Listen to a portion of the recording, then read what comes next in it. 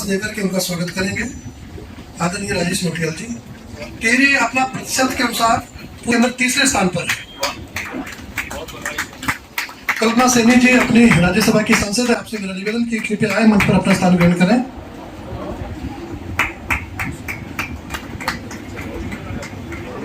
मेरा निवेदन है उत्तरकाशी के जिलाध्यक्ष आदरणीय सत्येंद्र जी से कि आप मंच पर आए और अपनी राज्यसभा की सांसद बहन कल्पना सैनी जी को पुष्पगुच्छ देकर एवं अन्य उपस्थितियों का स्वागत करने।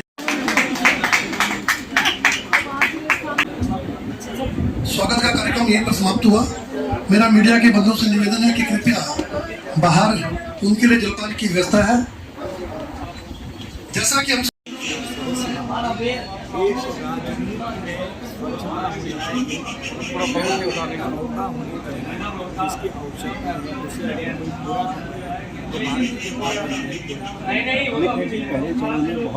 तरीके से गतिमान्यता भारतीय जनता पार्टी ऐसी पार्टी जो सारे कैसे हमारी पार्टी में सदस्यता होगी, किस तरह से सदस्यता होगी, किस तरह से हमारे जिला एक एक करके हम बनाते हैं और कोशिश किया जा रहा है। इस बार कोई फर्जी भी नहीं बना सकता है। लगातार मौसम में पर्वतीय क्षेत्र में थोड़ी कहीं पर कभी जाने आने में रास्ते पर हम पुराने लक्ष्य को भी पार करेंगे। 2 दिन 3 दिन पहले 9 लाख तक का लक्ष्य था, अभी मेरे ज्ञान पार करते हैं। एक अच्छा व्यक्ति अगर सदस्य बनता है, सदस्य का चुनाव नरेंद्र मोदी जी ने 2 तारीख को किया। और अच्छे व्यक्ति कैसे होते हैं, जैसे हमारे माननीय नरेंद्र मोदी जी प्रधानमंत्री जी एक साधारण कार्यकर्ता बने, आते आते आते आज वो विश्व के सर्वमान्य नेता हो गए। इसलिए जाति धर्म हमारे क्षेत्र से ऊपर उठ के सर, इस बार केदारनाथ की बात करें तो केदारनाथ एक बड़ी देखिए चुनाव है, चुनाव में हम लोग जीतने के लिए लड़ते हैं, जीतेंगे। और आज जिससे सदस्यता की बात है, इतने चुनाव होंगे नगर पालिकाओं में, महानगर पालिकाओं में, कभी ऊपर नीचे होते रहते हैं चुनाव, लेकिन केदारनाथ को भारी बहुमत से हम जीतेंगे। और जितने भी हमारी पंचायत क्षेत्र पंचायत और नगर पालिका महापरिषद और पंचायत नगर पंचायत के चुनाव कोई भी नेतृत्व में लगातार बेरोजगार युवाओं को रोजगार दिया जा रहा है। इन्वेस्टर समिट भी आयोजित की गई है, जो कांग्रेस सवाल उठा रही थी, और एक सरकारी रिपोर्ट आई है जिसमें कि ये दावा किया गया है कि हमारे उत्तराखंड में बेरोजगारी दर घटी है। क्या कहना चाहिए? देखिए, बिल्कुल माननीय मुख्यमंत्री श्री पुष्कर सिंह धामी जी के नेतृत्व में लगातार जो है वो रोजगार दिया जा रहा है। और हमने जो जनता से वायदा किया था उससे ज़्यादा ही हमारी सरकार ने अभी तक जो है 17,000 से ज़्यादा युवाओं को हम रोजगार दे चुके हैं। और लगातार हर विभाग में हम विज्ञप्तियाँ निकाल रहे हैं। लगातार जो है इस प्रोसेस को हमने जारी रखा है और युवाओं को ज़्यादा से ज़्यादा रोजगार मिले और स्वरोजगार मिले। स्वरोजगार में भी हमने बहुत सारी योजनाओं के माध्यम से उनको लगातार लाभान्वित कर रहे हैं और उस लक्ष्य को प्राप्त करने जा रहे हैं। तो यहाँ पर जिस प्रकार से बेरोजगारी का अगर बात करें तो देखिए, अभी जो राष्ट्रीय लेबर फोर्स सर्वे हुआ है उसमें भी साफ हुआ है कि उत्तराखंड में बेरोजगारी 4.4% जो है वो कम हुई है। तो यहाँ पे ये विपक्ष का इस तरीके से मुद्दा बनाना मुझे लगता है कि कोई आधार इस चीज़ का नहीं है, क्योंकि लगातार हमारी सरकार युवाओं को रोजगार देके सशक्त कर रही है। हम कल युवा मैडम लगातार आंदोलन कर रहे हैं अपनी विभिन्न मांगों को लेकर के। आपको लगता है कि उनका विपक्ष की तरफ से भड़काया जा रहा है या कुछ? देखिए, बेरोजगारों को विपक्ष भड़का रहा है या नहीं भड़का रहा है, इस बात पर तो मैं नहीं जाऊंगी, क्योंकि हमको ये लगता है कि हमारी योजनाओं से, हमारी कार्यप्रणाली से बेरोजगार युवा साथी जितने भी हैं उनको रोजगार की दिशा में हम बहुत बेहतर आयाम दे रहे हैं। और कहीं पे भी कोई अगर कोई ऐसी सिचुएशन आ रही है तो उनको बैठकर बात करनी चाहिए, अपनी बात रखनी चाहिए, बजाय इसके कि इस तरीके की जो चीज़ें हो रही हैं वो हों। सभी चीज़ों के समाधान है और लगातार माननीय मुख्यमंत्री जी हर समस्या का समाधान करने के लिए हमेशा आगे हैं। मैम, बेरोजगारी कम होने के दावे किया गया है मुख्यमंत्री जी के द्वारा, लेकिन कल पानी की टंकी पर जो है कुछ बेरोजगार संघ के युवा चढ़े और अभी तक भी उसी पर डटे हुए हैं, तो ये क्या दर्शाता है कि देखिए, मैं वही बात कह रही हूँ कि किसी के भी बहकावे में ना आए, जो समस्या है उसको बैठकर सुलझाएं, बात करें, अपनी बात रखें, एक सही पोर्टल पे उनकी बात जानी चाहिए। इस तरीके से अगर चीज़ें होंगी और कल को कोई नुकसान हो जाए तो उनका खुद का भी तो अपना जीवन है, वो ऐसे चीज़ें करके क्या दर्शाना चाहते हैं, उनको बैठकर बात करनी चाहिए और अपनी समस्या सामने रखनी चाहिए। और लगातार हम हर विभाग में विज्ञप्तियाँ निकाल रहे हैं, लगातार जो है युवाओं को रोजगार दिया जा रहा है। स्वरोजगार के लिए हमने कितने माध्यमों से जो है वो फाइनेंशियली हम लोग उनको हेल्प कर रहे हैं, कितनी सारी योजनाओं से हम सशक्त कर रहे हैं। तो सरकार अपना काम बढ़िया कर रही है और सभी राज्यों का आप आंकड़ा देखेंगे तो उत्तराखंड इस वक्त नंबर 1 है रोजगार देने में। मैम, जो पुराने बेरोजगार लगातार एक सख्त कानून बना रही है। अभी अपनी संपत्ति जो नुकसान पहुंचाएगा उसी से उसकी भरपाई की जाएगी, लेकिन अभी रेलवे स्टेशन पे देखा है या जगह जगह हम इस तरीके की घटनाएं देख रहे हैं, तो क्यों बढ़ रही है मैडम इस तरीके की? देखिए, ऐसा है, जो रेलवे स्टेशन पे अभी कल जो मामला हुआ है बहुत ही गंभीर विषय है और अभी जांच चल रही है। किन लोगों द्वारा वहाँ पे वैसी समस्या उत्पन्न की गई, पूरी जांच हो रही है और जैसे ही हमारे पास रिपोर्ट आएगी उसको हम सार्वजनिक करेंगे। और जितने भी देखिए दंगा रोधी कानून प्रदेश के अंदर आ चुका है और जो भी सरकारी संपत्तियों को या किसी भी संपत्ति को नुकसान पहुँचाएगा उसकी भरपाई वही करेगा। कांग्रेस का ये कहना है कि जब से आपकी सरकार बनी है तब से लगातार ये कानून व्यवस्था बदहाल हो रही है, तो इसके पीछे क्या वजह मानते हैं मैडम, जो विपक्ष का आरोप है?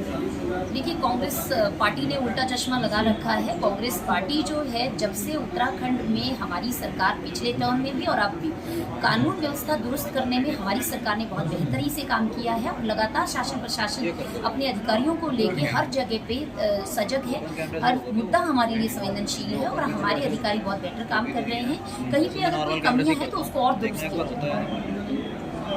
मैडम, एक को लेकर कहना है कि जिस तरह अभी हाल ही में देखें, ना तो केंद्र सरकार दिल्ली, महाराष्ट्र और हरियाणा में एक साथ चुनाव नहीं करवा पा रही है, तो आखिर पूरे देश में एक साथ चुनाव करवाना भी संभव कैसे होगा? और ख़ास तौर पर उत्तराखंड के अगर पर्सपेक्टिव में देखा जाए तो नगर निकाय और पंचायत चुनाव भी एक साथ नहीं करा पा रही है सरकार, तो 1 नेशन 1 इलेक्शन कुछ और नहीं, सिर्फ एक खोखला फैसला है, तो उसको आप किस रूप में देखते हैं? देखिए, ऐसा है, अगर विपक्ष ये कह रहा है कि ये खोखले फैसले हैं तो इसका मतलब कि नेहरू जी के समय पे हमने 52 में इलेक्शन देखा, 62 में देखा, 67 में देखा, तो इसका मतलब कांग्रेस पार्टी में जब नेहरू जी 1 इलेक्शन पूरा देश में करवाते थे तो वो खोखले थे। इसका सीधा सीधा मतलब ये है कि वो अपने ही लीडरशिप पे उंगली उठा रहे हैं। देखिए, प्रदेश के अंदर जो लोकतंत्र है उसमें कैसी व्यवस्थाएं होनी चाहिए, किस प्रकार से सही किया जाए, सुधारीकरण किया जाए, उसकी तरफ हमारी सरकार बढ़ रही है और पॉजिटिवली बढ़ रही है। 1 कंट्री 1 इलेक्शन जो है उसका एक मैसेज आता है, बहुत सारी चीज़ों के सुधार इसमें है। तो हमारी कोशिश ये है जो नहीं हुआ उसको हम करके दिखाएं, और क्योंकि इससे जनता का सीधा सीधा लाभ है। तो कांग्रेस पार्टी का इसलिए लाभ नहीं है क्योंकि कांग्रेस पार्टी की नीयत ही नहीं है जनसेवा की, इसीलिए वो अनगल बयान देते हैं।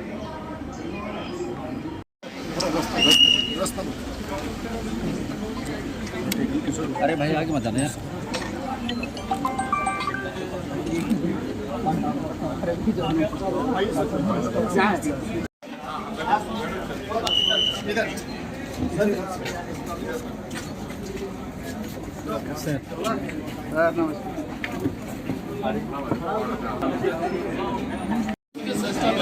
प्रथम चरण की आज समीक्षा बैठक थी और मुझे बताते खुशी है कि हमारे यहाँ ऑनलाइन संस्था 12,05,000 हो चुकी है।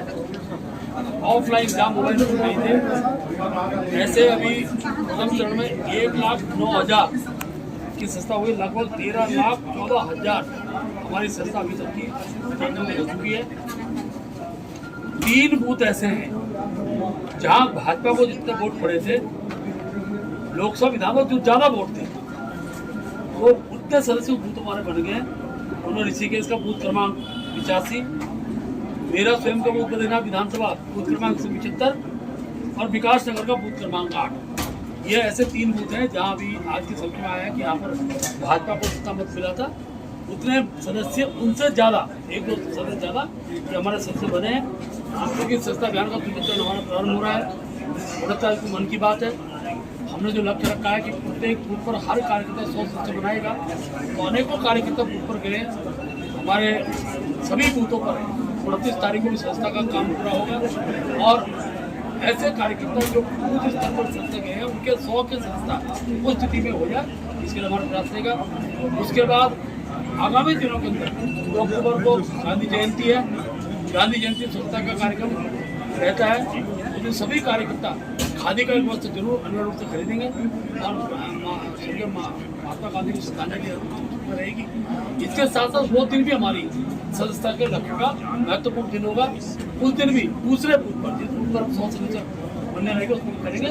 और बाद में जो हमारा अक्टूबर का जो महीना है, अक्टूबर महीने के 2 रविवार 9 तारीख और 13 तारीख के जो रविवार हैं, इन रविवारों में हमने निश्चय किया है कि ऐसे बूथ जहाँ हमारी सस्ता कम हुई है, नहीं हो पाई है, पूजा करते तो अनेकों स्थानों विभिन्न कारणों से सस्ता नहीं होती है, तो इन 2 रविवारों के दिन भी उन बूथों पर जाकर हम अपनी संस्था का जो लक्ष्य है प्रत्येक कार्यकर्ता इन महाअभियान में 100 सदस्य बनाएंगे और लक्ष्य को आगे बढ़ेंगे।